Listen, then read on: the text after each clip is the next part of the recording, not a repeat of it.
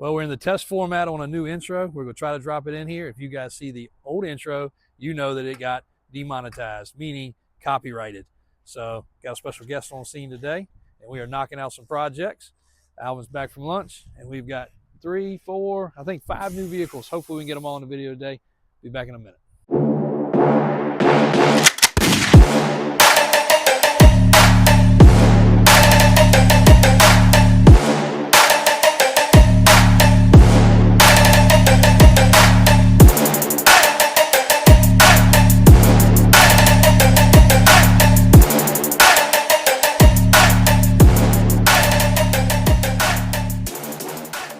So Alvin is preparing a 20,000 mile 2019 F750 dump truck.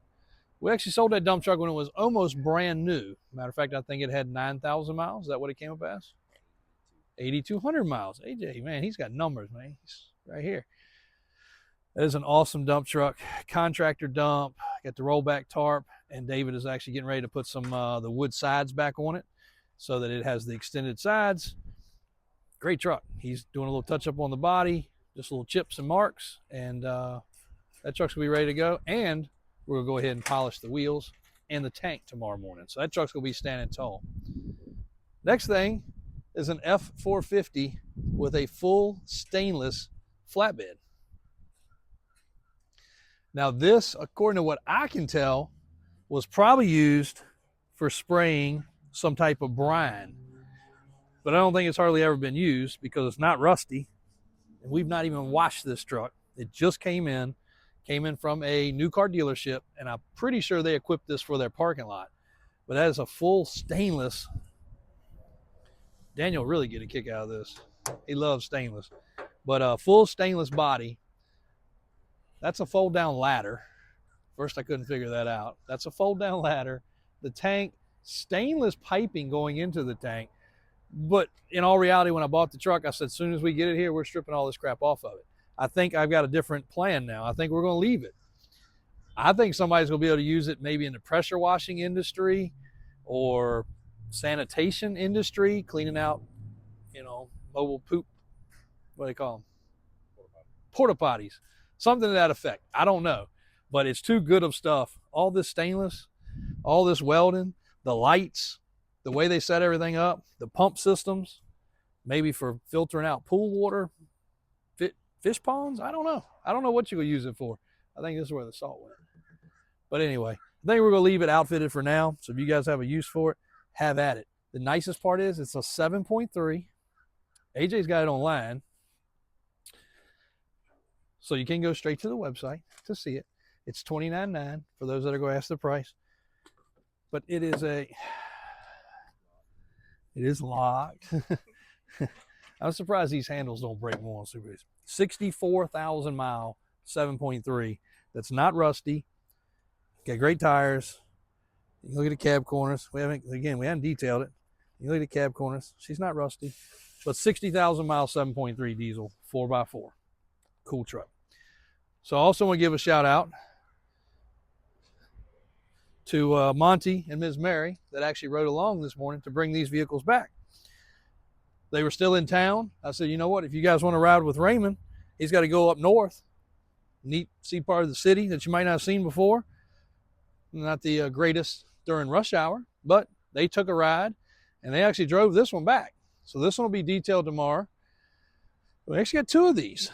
We have a 7.3 version and the 6.0 version. This is a 550, what we call a sport chassis or a Western hauler type truck. So it is perfectly set up for towing a gooseneck and or 5th wheel horse trailer. Most people use it for that. I've seen guys use them for race car trailers, but you have both options because it's got rails. You do gooseneck, you can do 5th wheel, or you can do tag along. And it has the big tag along hitch before the big hitch was such a thing. So really cool truck as well. Got a little dent in the rear bumper. Needs to be washed because it was pouring down raining. They put some new wiper blades on it and came down the road. As per normal, the fiberglass, the white on the fiberglass starts to chip up. It's also locked, but it has the very nice cushiony Seats, you might want to push it all the way up against the window there. There you go. This is a friggin' luxury hauler. It's also low miles. Came down the road perfect. Also 4x4, traction tires, 6-liter, no modifications to the motor. Had the setup on the top for a wing, so you guys can now kind of picture what it looked like with the wing. Awesome piece of merchandise. Could not have asked for these 3 trucks. The 7.3 one that's like this. The 7.3 one has the graphics. It's got all the crazy graphics on it. But this truck, and that truck, phenomenal. So we'll show you the 7.3 truck in a couple days. But if anybody's looking for a boat hauler, a RV hauler, perfectly good for doing a toy hauler or horse trailer. That right there has stumped me. And I don't know why we haven't driven it up to the shop yet. But I want to show you guys something again on this truck that just blows my mind. Because there's another one they got posted recently for 50 grand that's been repainted. It's not original and it's gutted inside. There's another one that I searched for last night just before I dozed off, and I think it's already been sold, that was about this condition with a little less rust. $100,000. I cannot believe what these things have brought. But here's what I did come in this morning and check. This area right here is where, if it was going to leak, it would come through here and it would drip down. Solid as a rock. Everything is perfect. Now, where's it? Oh, it's in here. The table is still strapped in here, which means it hadn't been out but so many times. There's the pole that's always missing. We used to have a lot of conversion vans. That was always missing. But here's the other thing I realized in one of my videos yesterday.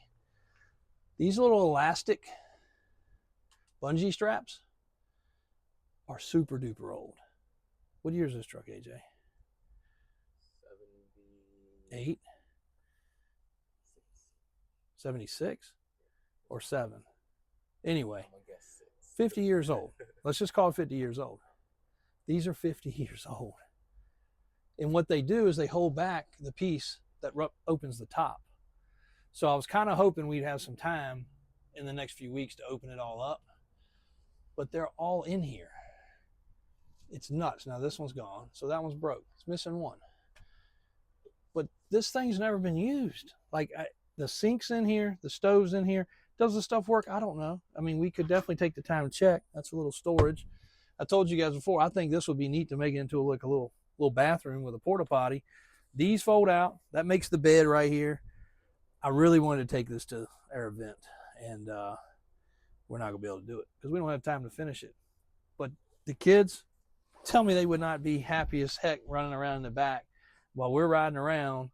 This is also a little area where I guess a kid could sleep up here, because when this is all popped up, it probably goes up, what, 1.5 feet? At least. Yeah, so I think a 6 foot something person can stand in here. So you got a little area up here for a kid. These things were neat. And this one by far, guys, it's not perfect, but it's dirt freaking cheap. And I'm going to kick myself when we do sell it. I know that for sure. It's even got the little piece on the back. It's just cool. Yeah. So these were probably built and then put on the truck. So I was thinking they were locked. Normally we'd have everything unlocked. Oh, there we go.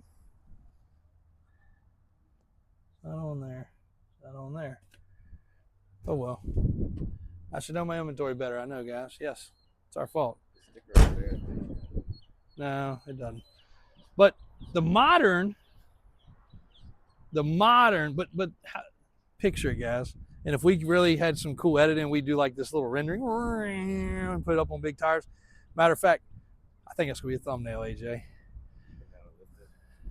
think I'm gonna take a picture. All right, I think I got the thumbnail for today. So here's the newfangled version of that, are these vans. And they're cool in themselves. They're super cool. And we're getting ready to have one of these in our rental fleet. because people always want to rent them. This is an extended length one, that's a standard length one. But this high top is the newfangled version of that camper, basically. Even though it's not a camper, it's a traveling vehicle for the family. That was kind of an overland version of the new stuff. And I just can't get over the technology 50 years ago and what they put together with those trucks. Also, I can understand why they didn't sell too many, because they were definitely super expensive for the time, but it also proves that people were spending a lot of money back then. Everybody thinks today people spend 100 grand on a truck or 200 grand on a truck's crazy, but it's really not. It's more commonplace than you think. AJ got all the documents together for the Fummins, and there is a stack of documents. I had a customer come by and read through all that, and Mike drove it for the first time, and he was like blown away. He was like, dude, that is a rocket. And it is. It shifts so good. It goes through the gears, and it runs like a gas motor with a turbo. Got the Viper out. We need to put that in showroom 4, so that way it'll be ready. Pause it real quick. So we got a cool Suburban that matches our OBS big truck, rolling on some deuces and dubs. Is that how you say it? Yeah. For those who don't understand that language, 44s and 20s. Deuce, 4. No, that wouldn't be right. It'd be, yeah. So it'd be deuce times 2. Maybe. Bumping. On some 15s. Either way, we got dubs, which are 20s, and they're 14 wides, and they're 44s. Thought I was going to have the slang down today. This is a good friend of mine, and we actually did this truck for him many years ago to go down to the beach and cruise around. It's got a custom interior. He is not sure on what he's going to do yet, but more than likely, he is going to sell it. So you guys may see this popping up on the website, but the nicest part is it's always been in the garage. It was a really rust-free truck to start with. A little bit here, as you'd expect, but rockers, cab corners, well, quarter panels, doors, not too shabby, especially for an OBS. And solid axle, Ford front axle, double shocks, double steering stabilizers. Pretty sure we did the gears. It's got traction bars. It was a very early build, probably,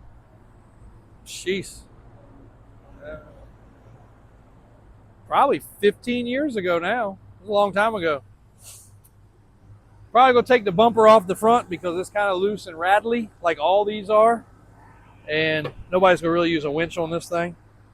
Funny story. He broke the transmission. He had a transmission leak. He said, JW, I'm going to tow the truck to you. I said, well, this was before we had over here. We had over there. We were still in our old shop. It was crammed. He said, where do you want me to drop it off? I said, just drop it off at my house. It's fine. I'll get it to my transmission guy for you. He said, all right. He said, it leaks pretty bad. I'm like, all right, that's fine. Whatever. So my transmission guy called. He said, hey, I'm ready for that truck. He said, we'll do whatever we got to do. I said, he's got all the parts. So I jump in this truck one morning at 7 o'clock, trying to go down to Petersburg to drop it off. And I make it not far out of the neighborhood, and I hear ching, cling, cling, cling, and it went to neutral and nothing. The transmission wasn't leaking. The transmission was crack slammed in half. The transfer case fell off of the back of it, and it fell on the ground.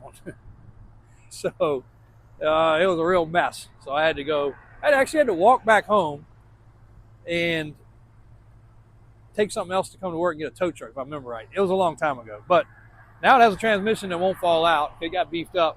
It's running. Sounds good. Runs good. Fuel's a little stale because it's been sitting in this building. But anyway, he replaced it with a boat that he's got to keep inside, so now it doesn't have any space. So I think it's going to probably be sold.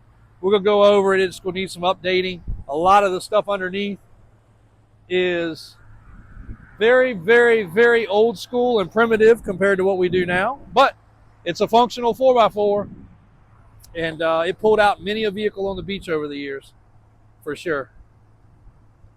For darn sure, actually. So, Monty Truckload.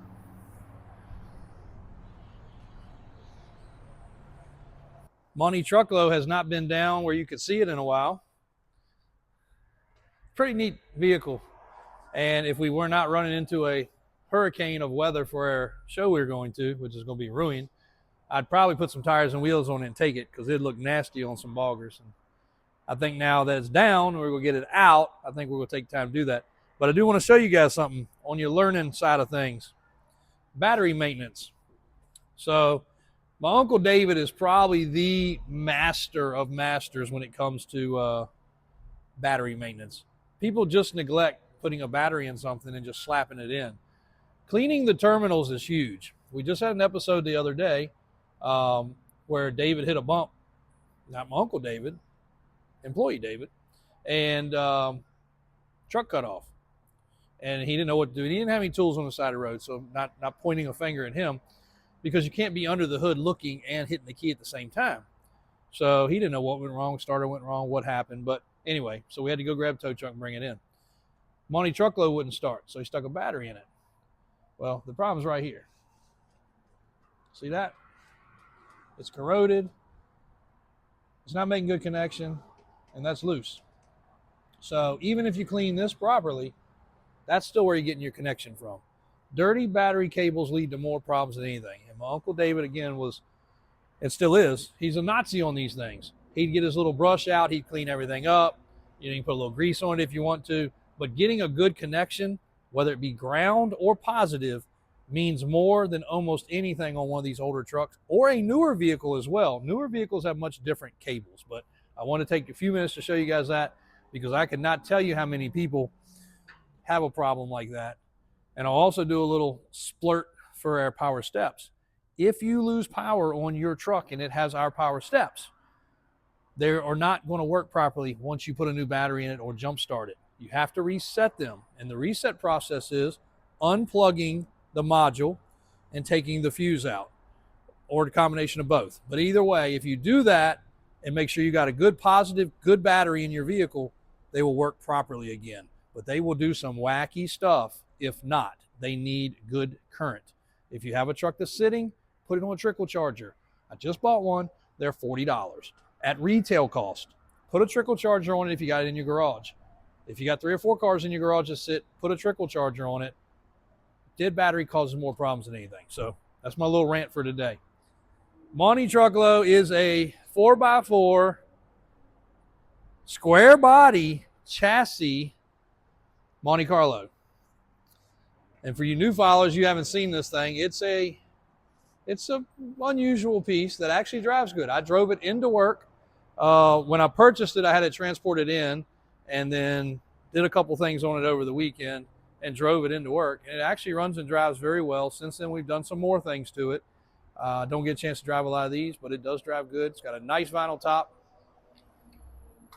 And AJ put it up on the rack here, and that's where it's been. So we haven't been able to get a lot of questions answered, people that have asked things about it. We'll get back to that now because it'll be off the rack. It's got a newer style set of seats in it. GM seats, but much newer style, and they are pretty comfy. Wooden faux steering wheel. BF Goodrich tires. Color matched wheels. It's kind of a neat, like faux? I'm on it today, huh? I stayed up last night reading a dictionary of big words to use on your YouTube channel. Gets you more engagement.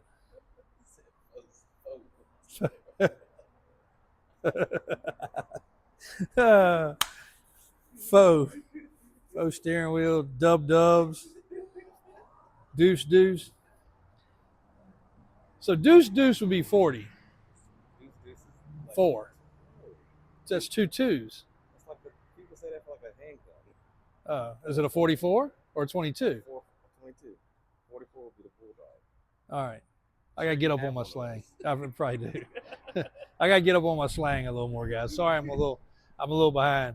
I do want to show y'all my 87 Big Red while we're over here.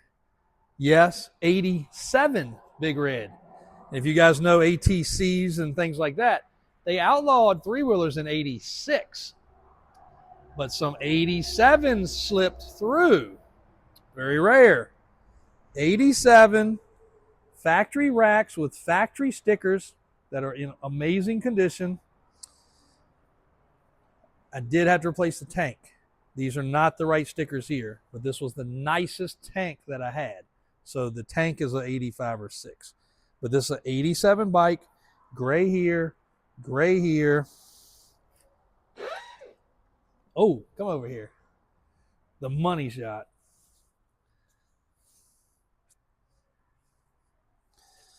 And it's on original 40, 39-year-old tires. My math's good today. And for those that don't care about a Big Red, I'm telling you, they had some cool stuff. So this right here was kind of like your USB port back then. That's where you could hook up accessories for 12 volt. Pretty neat, right?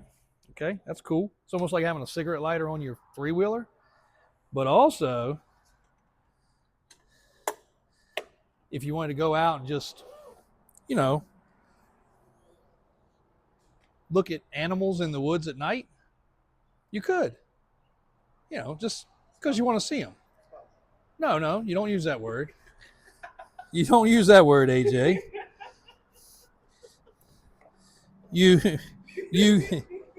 That's not the right word to use, because we might have a game warden on here that watch their channel.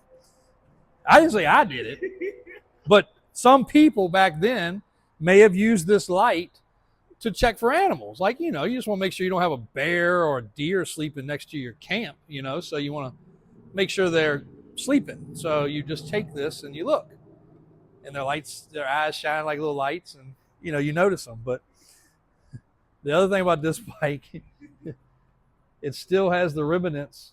It still has parts of the coating left on them. AJ said spotlight, guys. You don't use that word. Now he's dying laughing. You don't use that word. But no matter what you were trying to do, you never could get the light quite right. So 40 years ago, they thought about, let's make this thing detach. Now, you also, in case one of those animals got hit by a car and on the side of the road at night and you picked them up, you could use this when you were skinning them out to shine to see what you were doing. So that happens too. But I'm proud. This is my best Big Red. Best Big Red in the fleet. Still has the sticker on the hitch. Still has all of its stickers here like it's supposed to.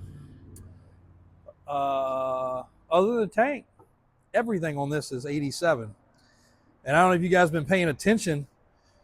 2 Big Reds recently online, which were probably a little superior to this. I have not buffed these fenders. I haven't done anything. But just so you guys see how crazy. You think the square body market's crazy? One sold for $40,000. One sold for $26,000. And I could pull it up. And if I'm wrong, I'll put it in the comments. But I think the other one was right at $50,000 for Big Red three-wheelers. That sold for about $2,500 when they were new. Just show you how collectible they are. And I don't think any of those were 87s. I think they were 86s. But I'm proud of this bike. 40-year-old tires, 40-year-old plastics. There's no cracks in the plastic. If we take the time to buff this up, it'll actually be in amazing shape. And I think, yeah, we put this one to sleep. So she's night-night time for the rest of her life. When I say that, you might hear me say that sometimes in the future when I'm selling some of these. That means we have fogged the gas tank, because this is a metal gas tank. We fogged the cylinder. Most people remember doing that to a boat or a jet ski.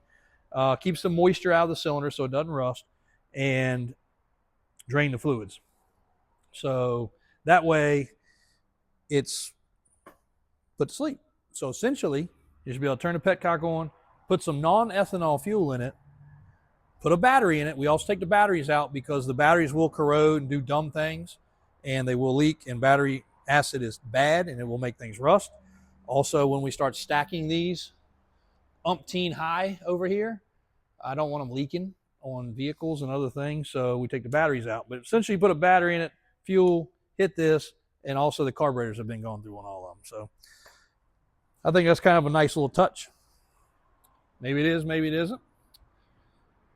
David's going to get Monty Truckload's battery straight there, and we're going to reorganize in here a little bit. Decal guy's coming today, and we'll surprise y'all with something that we're getting logoed. David, you can bring the Suburban in if you want. You can bring the Suburban in, inside the gate somewhere. We're over here. Let's walk in here.